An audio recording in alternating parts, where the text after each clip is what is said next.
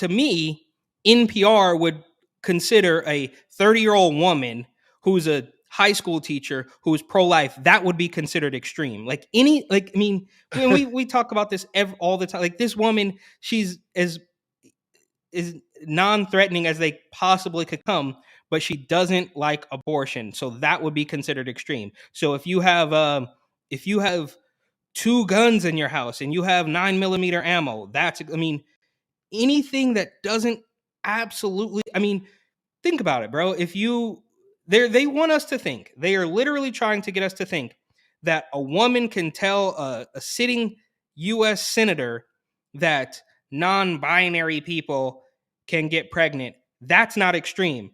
Asking the question is transphobic, and of course transphobia is extreme. And like I mentioned on Instagram, um I do not recommend anybody look into the actual, like, okay, here's the thing. With the transgender stuff, and I know I'm getting off track a little bit here, but with the transgender stuff, at least they have a target, right? Like, man wants to be a woman, woman wants to be a man. You're gonna miss that shot 100 times out of 100 times you try it, but at least it's a little bit more, it's a tiny bit more based in reality.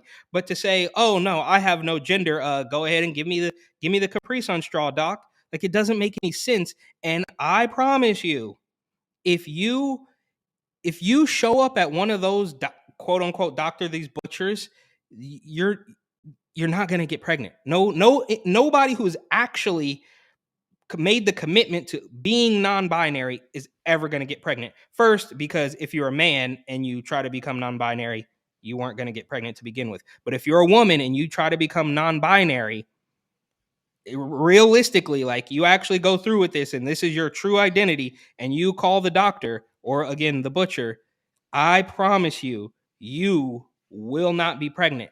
But to the people at NPR and the Disinformation Governance Board and Nina Jankowicz and Joe Biden and all those folks, the person who says that true thing is now the extremist. So it's all upside down. You can call it clown world or whatever we've been calling it for the past couple of years, but their use of the term extreme is slightly triggering to me.